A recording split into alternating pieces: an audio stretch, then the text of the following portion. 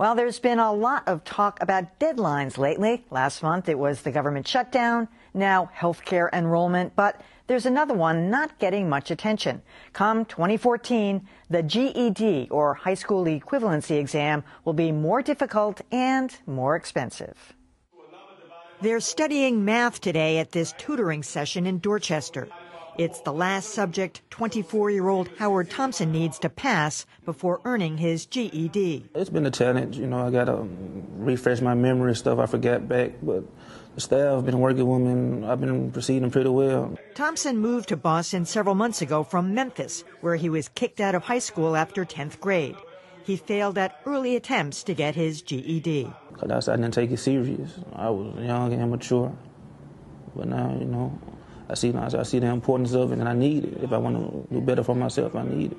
Thompson is on track to finish at year's end. That's just in time, because come January, a harder, more expensive GED will replace the current one. For 53-year-old Fred McAfee, that means starting all over next year since he won't finish up in time. It's something that, you know, when I started, you know, I wanted to do, and it doesn't matter what obstacle get in the way and how long it's going to take. You know, it's something that I want to do. McAfee says his biggest motivation is his 3 children. Another one is his job at the MBTA, where he's been a bus driver for 27 years. When I started back then, you didn't have to have a high school diploma, but now you do. And so I cannot, you know, change position without getting that, you know, either GED or high school diploma. McAfee's not alone, says Katie Erisman, who coordinates the adult education program for Boston Public Schools. She says more students are recognizing they need to get the GED to advance. The requirements where they work have been changing, and they're worried. You know, they don't have the confidence that they're going to be able to pass it, or they feel like they should have done this earlier, and now the ground shifting under their feet. The GED is revised every 10 years or so. This upgrade will be modeled after the Common Core, a national standard for college readiness. And for the first time, it will be completely computer-based. The bigger question is computer time, technology access, making it very clear to our students that it's not going to be a quick, easy, sit down, take the test, and you're done. It's new. Meanwhile, Howard Thompson says he'll finish up and try to inspire others who are just starting. It's never too late. I ain't an old person, but, you know, it's never too late. All right, well, 500,000 adults in Massachusetts do not have a high school diploma, and until recently, my next guest was one of them. Alberto Rodriguez completed his GED in June and is now a student at Bunker Hill Community College. Congratulations. Thank you. Thank you. So tell me your story. Did you drop out of high school?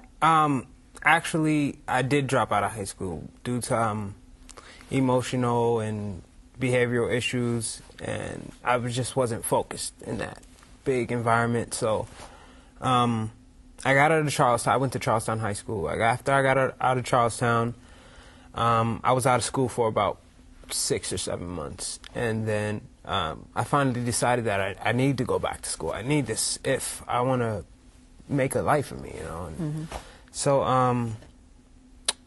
my current girlfriend now, she told me about College Bound Dorchester, and I should go and check them out. So I went there.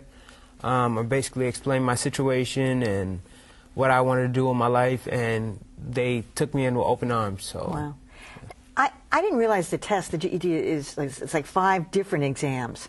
And in the current one, it's a paper thing, right? So you didn't take it on a computer. No.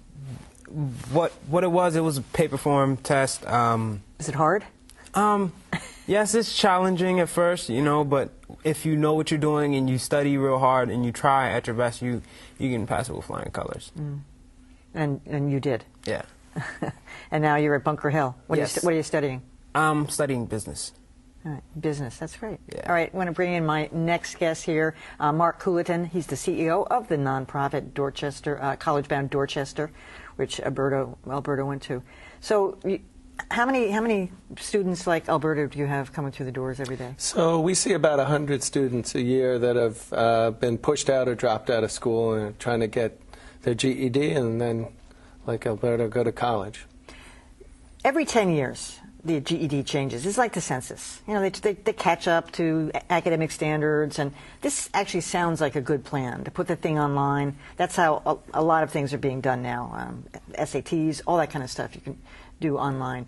Do you support the changes? Yeah, I think it's a good thing to do. I guess I don't think it's a great plan in terms of how it's being implemented, but I think the idea of updating it, I think the idea of sort of 21st century skills that students have to learn, because you really do need post-secondary education now to take a full advantage of the opportunities in Boston and other places, so you need those kind of skills, so it makes a lot of sense. It's just going to be a lot more rigorous than it has been. It's going to take a lot more resources to get students ready. Because a lot of the same people that they're targeting, you know, to take the GED are people who are less likely to have a computer, a personal one anyway. So is that one of the issues? Right, certainly. And a lot of students do have computers at home, but if you're going to do the instruction, you'll want to beef up your computer lab. You'll want to just spend more time. At College Bound Dorchester, we have about 15 computers, but if you have a class of 25 and you want everyone working on them at the same time, we can't do that. That's true probably in programs throughout the state. So it's that sort of resources for technology, but also resources just for a higher level of thinking and problem solving, and it's just more time in a classroom, which is more instructional time, which again, I think it's great. I think you're right. It's what we need. There's just a lot of changes that are going to happen. Alberto, when you got into the program, were you aware that the whole thing was going to dramatically change, or you just got into it to get going? Yeah, at first I didn't have any idea. I just knew I was supposed to study and then take a test, and I was going to get my GED. After a couple months, I started actually doing some research on it, and then I was finding out that the following year or sometime soon they were going to be changing it. So my goal was to get it before they changed it, before it was more expensive and more challenging. So that's what. So you were aware. So I guess it went from it started it was $65. Is that what you paid for it? And it's going to go to $120. What was it about? Did it make you nervous, the idea of taking it online? Why did you feel the urgency? That's exactly why I was nervous, because I wasn't really the technology person, whiz, or anything like that. I was actually discouraged by the fact that it was online, and that's just not what I was used to. So I was used to practicing on paper from past GED tests and things like that. So that was kind of nerve-wracking for me.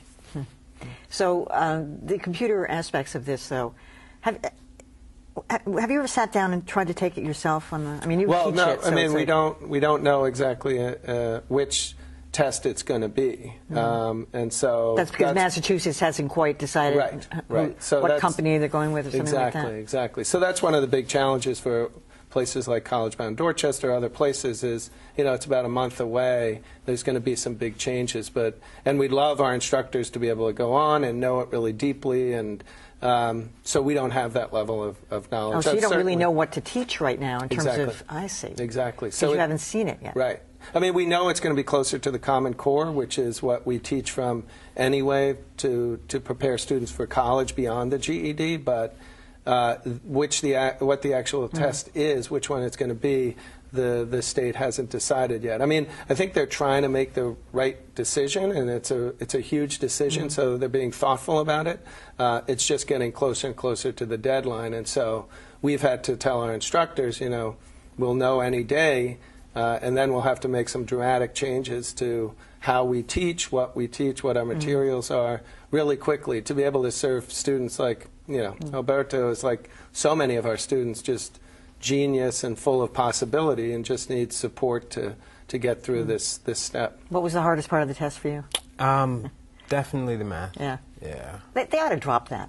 I'm serious. Well, you're never going to use it again. Yeah. None of us do. It's crazy. Yeah. Now we've got computers. We've got right. Yeah. Well, we need math. We need thinkers in Boston for the middle skills jobs. Well, for the people who want to do it, but as a requirement, it's like sort of, I don't know.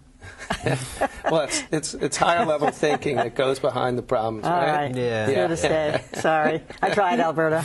Alberto Rodriguez, Mark Ledon, thanks so much.